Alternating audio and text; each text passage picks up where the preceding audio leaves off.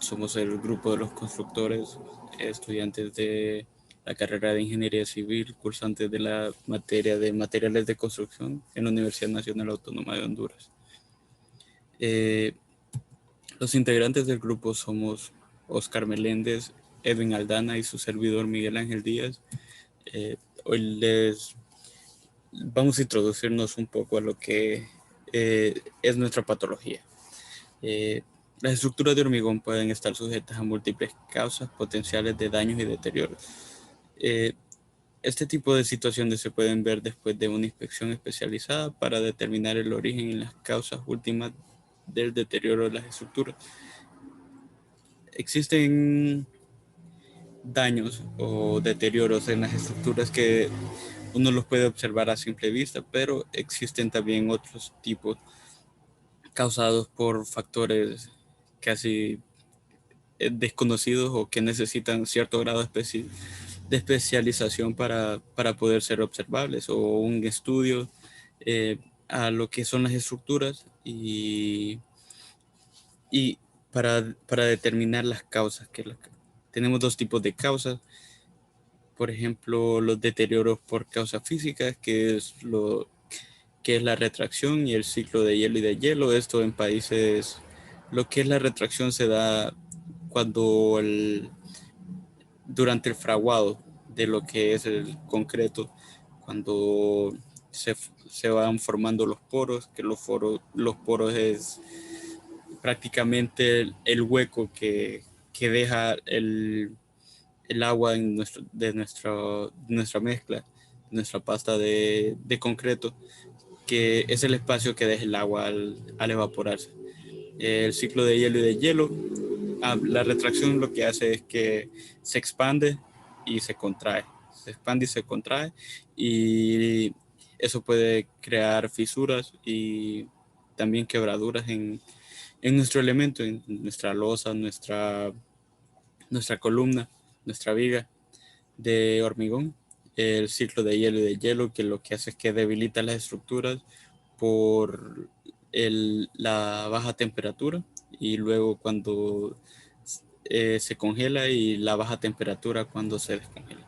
Hay también deterioros por causas químicas, por ejemplo la carbonatación, que lo que hace es que cuando el dióxido de carbono ataca del ambiente, ataca nuestras estructuras, crea un debilitamiento. Los ataques por sulfatos, que se da más que todo en estructuras sumergidas, que tienen un alto índice de sulfatos y que reaccionan químicamente con los elementos que conforman nuestra estructura, el metal, el hormigón. Hoy nos centraremos en lo que es la corrosión inducida por cloruros, que es generada por el ion cloruro. Esto se da más que todo en zonas cercanas al mar, aunque también existe la posibilidad de que el ion cloruro se encuentre en grandes proporciones en lo que es agua dulce. También lo podemos encontrar mezclado con nuestros agregados y la reacción alcali-árido, que es una de las más estudiadas de estas causas de deterioro. Bueno, la penetración del ion cloruro se da a través de los poros del hormigón. Como habíamos hablado anteriormente, los poros del hormigón son los espacios que quedan cuando el agua se evapora de nuestra pasta de hormigón, de cemento, y que da lugar a un ataque químico que se produce por la acción de dicho ion. Lo que pasa es que al encontrarse los poros abiertos, eh, la brisa marina, el agua, eh, rellena esos poros, o sea, crea humedad y esto también, como dice aquí, normalmente está disuelto en el agua y sobre el hormigón. Lo que hace este ataque que produce la formación de sal de Freder, que es expansiva, o sea que rellena los poros y los hace más grandes y va tomando. Es importante recalcar que la humedad exterior de nuestra estructura se va introduciendo al centro de las fibras más interiores de nuestra estructura y va creando un debilitamiento y por tanto causa daño. Cuando la concentración de iones cloruro en torno a ella superan un valor umbral, dando lugar a su corrosión por picaduras. O sea, cuando tenemos un alto número de lo que es el índice del ion cloruro, lo primero que hace es que se introduce por el hormigón y luego alcanza lo que son la estructura de metal interna, las varillas y reforzamiento, y por eso también una de las opciones para crear mayor durabilidad en lo que es nuestros elementos, se usa el hierro galvanizado, o sea, varillas de hierro galvanizado como sustituyendo. Aquí podemos observar en esta imagen claramente cómo va afectando lo que es el ion cloruro a las estructuras. Por ejemplo, aquí vemos que lo que hace es que en la capa superior de lo que es nuestro elemento se va introduciendo, va creando la sal, que es expansiva cuando está húmeda y que se vuelve pequeña luego cuando no, cuando no tiene humedad, y eso va agrandando los poros y va creando lo que es deterioro aquí. Y luego podemos observar que llega hasta las fibras más interiores de nuestro elemento, también afectando lo que es nuestra armadura de hierro y, y oxidando, creando una corrosión que es de los factores que más afectan a las estructuras metálicas. Bueno, los cloruros también pueden estar presentes, como habíamos hablado antes, desde el inicio de la mezcla del concreto fresco. O sea que pueden encontrarse disueltos en los agregados o en los aditivos y también en el agua. Se refieren como cloruros totales calculados y se expresan porcentajes de ion cloruro respecto al peso del cemento que este debe limitarse. O sea, el ion cloruro está presente, pero mediante pruebas de laboratorio, a lo que es nuestros agregados para determinar su porcentaje de cloruro. Tenemos normas que nos indican cuánto es el porcentaje en cuanto a peso del cemento que tenemos, o sea, dependiendo de su exposición. En ambientes agresivos y expuestos a cloruro, el porcentaje por peso de cemento es de un 0.06%. O sea, esto cuando hablamos de ambiente agresivo y expuesto a cloruro, significa cuando están en contacto directo con lo que es agua de mar y, o sea, que es abrasivo. O sea, también tenemos ambiente agresivo, no expuesto a cloruro, que es, por ejemplo, en agua dulce, que es de un 0.15%. También construcciones sobre suelo y seca permanente, o sea, construcciones que solo se ven afectadas por el ion cloruro, por la cantidad de cloruro que hay en el agua y también en lo que es el ambiente. Y esto es de un 1.50%.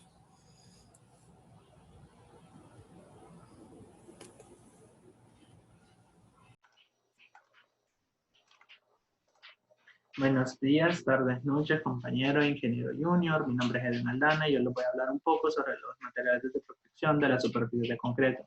Entre los materiales, esos materiales de protección de la superficie de concreto se dividen en tres grandes grupos, los cuales son los hidrofugantes, los bloqueadores de poros y los formadores de película. Ahora les voy a hablar un poco sobre los hidrofugantes. Los hidrofugantes son agentes aisladores de agua, formados comúnmente por la resina por la resina del silicón, y esto a su vez reacciona químicamente con la, con la base de concreto. Entre algunos de los hidrofugantes más utilizados en la actualidad tenemos los silanos, los siloxanos, los oligoméricos y la mezcla de estos compuestos. El silano está compuesto químicamente por un átomo de silicio. Los silexanos están compuestos por una cadena pequeña de átomos de silicio y esto a su vez tiene un grupo de moléculas alcoxy que son productos orgánicos por cada átomo de silicio. El silano y el siloxano reaccionan químicamente con el silicato de concreto y esto a su vez nos da una adherencia estable. La aplicación superficial de los hidrofugantes nos da una capa de tamaño monomolecular, por lo que representa un cambio pequeño o nulo en la apariencia estética de nuestra estructura. Esto quiere decir que la aplicación de hidrofugantes no nos va a dar un cambio en nuestra estructura, no nos va a dar un cambio estético en nuestra estructura. Ahora, también la adherencia hidrofóbica en la superficie del concreto provoca una penetración en la superficie, en los poros y en los capilares. Esto a su vez forra internamente, pero no lo llena por completo los poros. Los forra internamente, pero no lo llena. Los hidrofugantes son muy recomendados para estructuras con materiales tales como piedra, como mármol, como ladrillos caravista, como hormigón, y a su vez también con hormigón y con materiales cerámicos. Es muy conocido por nosotros que la humedad genera grandes daños en las estructuras. Algunos de los daños generados por la absorción de la humedad están los daños mecánicos. Los daños mecánicos son aquellos materiales o aditivos que a la hora de absorber agua representan una expansión. Esto obviamente afecta nuestra estructura. Tenemos daño por congelamiento, por heladas, que es el agua retenida en los poros de la estructura. Cuando se congela, aumenta su volumen, por lo cual también genera una expansión. Tenemos daños por las acciones de sales. Estos daños por las acciones de sales, al evaporarse el agua de las zonas cercanas a la superficie del material, las sales disueltas cristalizan aumentando su volumen y generando fuertes presiones expansivas. Entre otros de los daños que también tenemos están los daños de origen químico, que es al absorber en concretos armados, al absorber agua, esto afecta a la estructura interior de acero, provocando corrosión. Tenemos daños biológicos, que también el agua provoca pequeñas conglomeraciones de grupos de bacterias, generando hongos, y esto a su vez se manifiestan con una mancha negra en la estructura, pero también generan un ácido que provoca corrosión. Y por último tenemos los daños por pérdidas de aislamiento térmico. Según varios estudios que se han hecho, han manifestado que los materiales húmedos representan un menor aislamiento térmico que los materiales secos. En conclusión, los hidrofugantes son muy recomendados, ya que aparte de no permitir el ingreso de agua a la estructura, facilita que la humedad interior salga, que la humedad interior o humedad retenida salga de la estructura. Por eso los hidrofugantes son muy recomendados a la hora de protecciones de la superficie. Ahora, entre el segundo grupo de los materiales protectores tenemos los bloqueadores de poros. Los bloqueadores de poros, como el silicato de sodio, son muy usados en la industria de la construcción. Entre estos lo podemos usar, por ejemplo, como activador de cemento de escoria, aditivo protector de fibras vegetales en compuestos de cemento, endurecedor de superficies para pisos industriales y sistema de protección en superficies de concreto. Ahora bien, la reacción de los silicatos con el hidróxido de calcio presente en los poros formando silicato de calcio hidratado.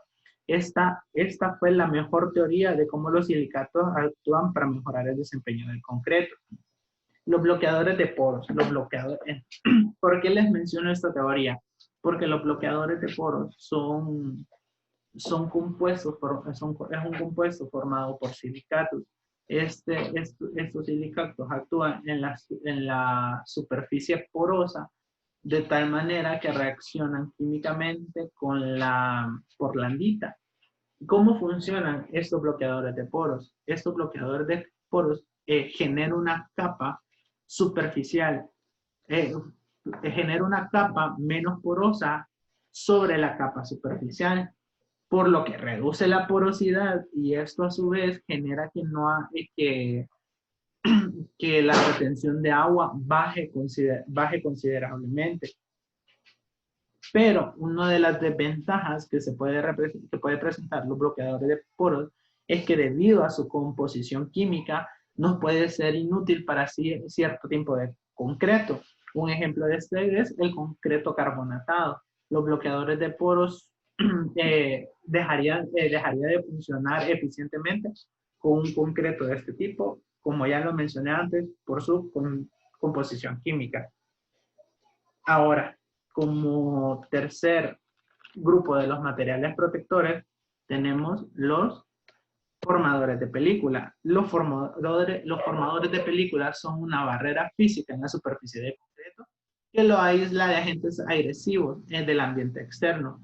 Son productos que exigen un sustrato homogéneo y liso con poros de dimensiones máximas igual a 0.1 milímetros. Eso significa que son capaces de cubrir fisuras de hasta 0.0 milímetros. Como ustedes logran ver en la imagen, la aplicación de los formadores de película representa un cambio visible en la estructura a la que la queramos añadir. Sin embargo, la película se rompe, esa es una de las ventajas, que la película se rompe si el concreto se fisura después de ser pintado. Por ejemplo, otra desventaja de los formadores de película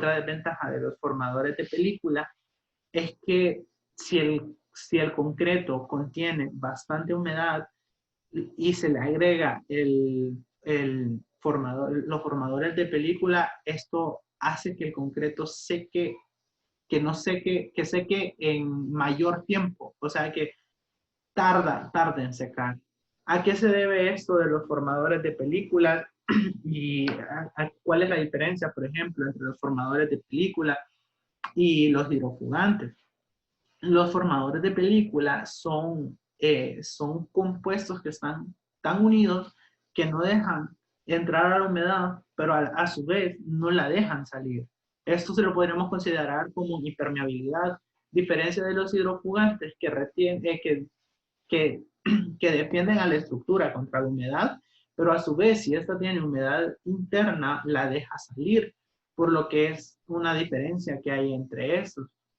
Como algunos datos históricos relevantes de los formadores de películas, tenemos que este grupo de tratamiento de superficie fue intensamente estudiado en los últimos 15 años.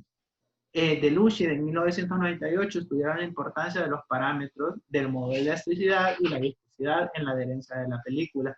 Esto es porque estos dos factores, el módulo de la elasticidad y la viscosidad, es muy importante a la hora de adherencia, desde los hidrofugantes, desde los bloqueadores de poros, venimos hablando de la adherencia que tienen estos protectores en el hormigón, ya que es muy importante que sea alta.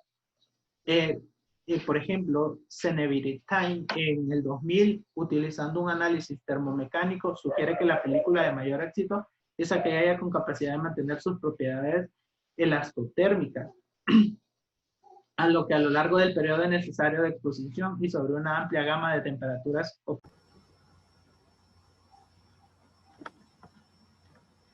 Bueno, mi nombre es Oscar Meléndez. Me toca seguir con la exposición sobre lo que es la penetración de cloruros en el hormigón, y en esta ocasión me toca hablarles un poco sobre lo que es aspectos importantes a considerar en la penetración de cloruros en el hormigón.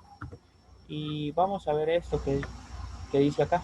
Es importante enfatizar que los bloqueadores de poros deben ser aplicados luego que todas las cargas de proyecto estén actuando y las fisuras y microfisuras ocurran. No obstante, los efectos del ambiente pueden causar más fisuras.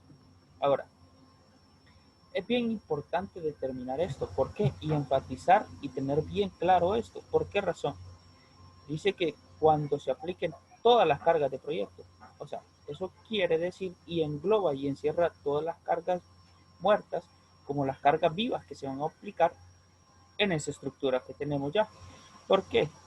Porque este tipo de materiales que se utilizan no tienen eh, la habilidad de ellos de recuperar esas fisuras que se están haciendo en el hormigón.